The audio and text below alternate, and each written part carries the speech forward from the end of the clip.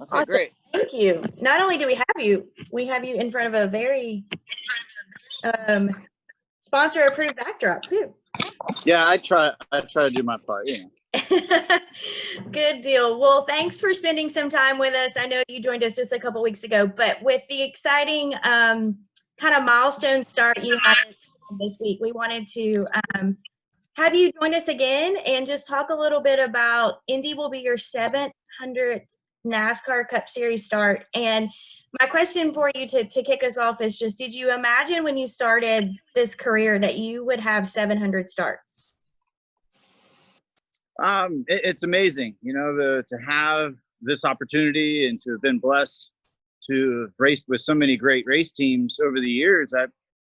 I mean, just making it, past the local track was something that I thought was an achievement, because my dad was a local racer.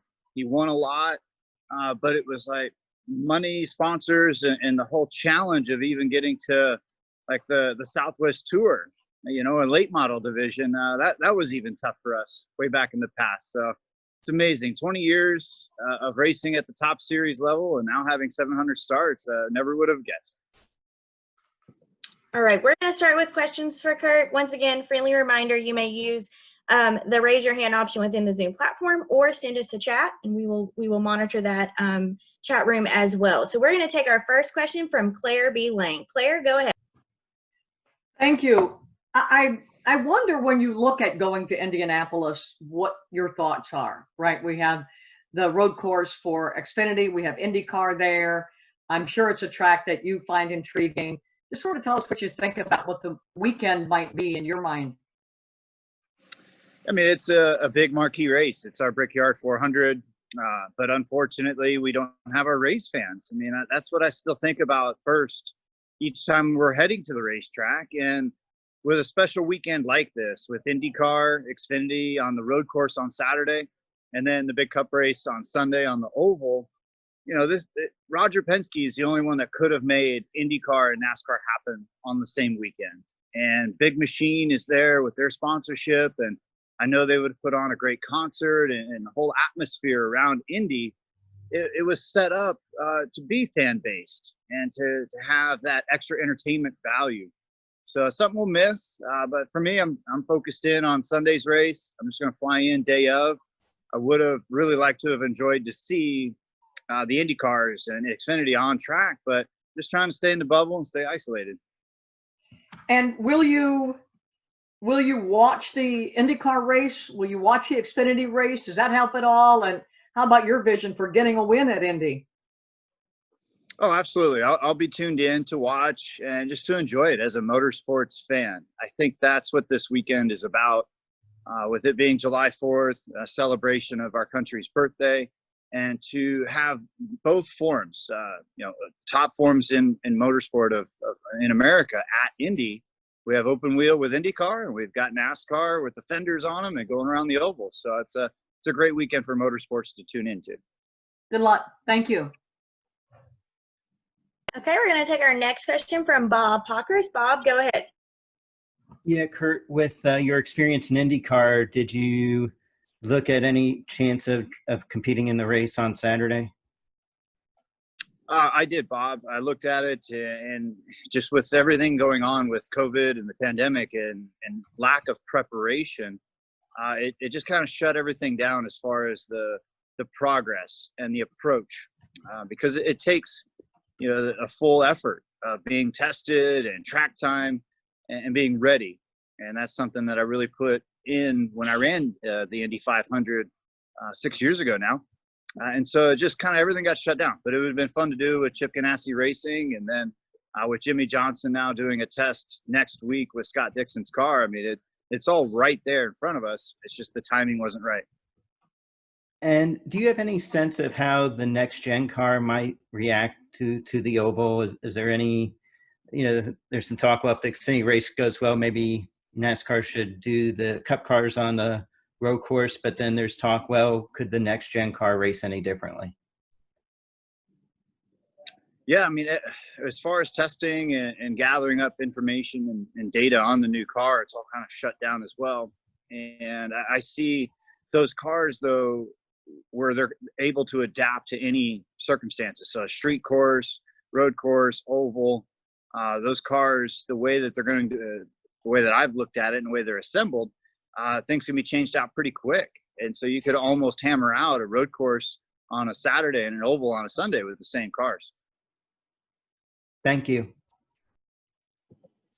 Okay, we're going to take our next question from Dustin Long. Dustin, go ahead. Yeah, Kurt, a couple things. Can you just kind of explain or talk about what has allowed drivers who, the late 30s would have been maybe traditionally viewed as kind of the peak of the racing career, still having success and still making an impact? And is that lengthening careers, or what has allowed those from like 37, 38 on to kind of have more success at a time when maybe people didn't look at it as being as strong of a period for a driver's career? It takes a good team to have a driver's ability to find the success. I mean, a team is the foundation.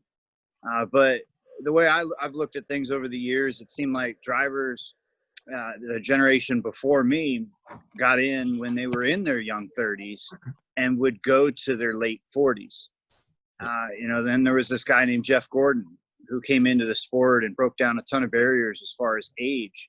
And it opened up the floodgates for owners to look at all different areas of the country to find talent, to find racers. And it's been an amazing ride for me. I mean, I got in my young 20s, and then a guy like Joey Logano got in his teens, my little brother in his teens. And so,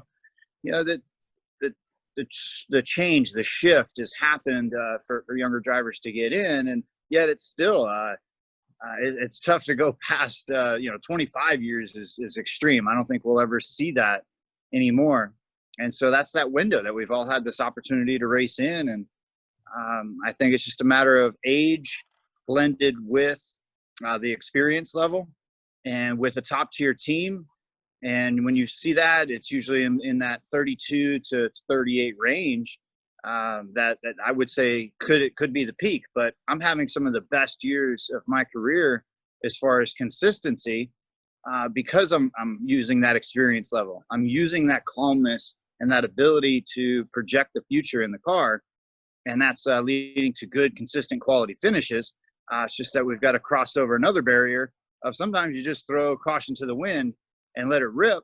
And that's when you see guys like Blaney, who now has won the last couple restrictor plate races, but yet ran into my little brother the other day at Pocono just driving over the nose of the car. So you got to blend in the youth and the experience, and that's when you're going to find the right combination.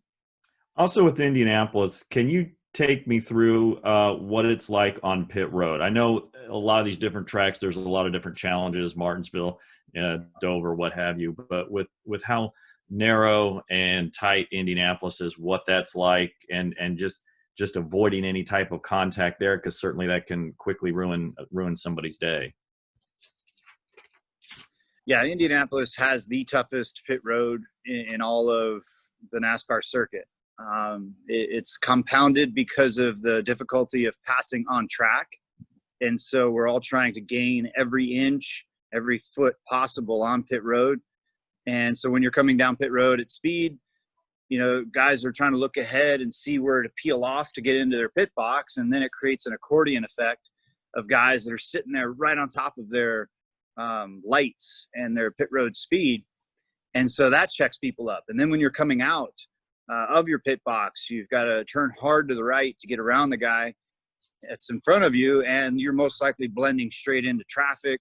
And people usually just throw caution to the wind and go, you know what, I'm just going to block you. And it's up to you to check up, because we're that aggressive on pit road to keep that track position. Thank you. All right. Any final questions from Kurt? All right, Kurt, thanks again for joining us here quickly this morning, and we wish you the best of luck in Indy on Sunday. We'll see you then. Great. Thank you so much. Thank you.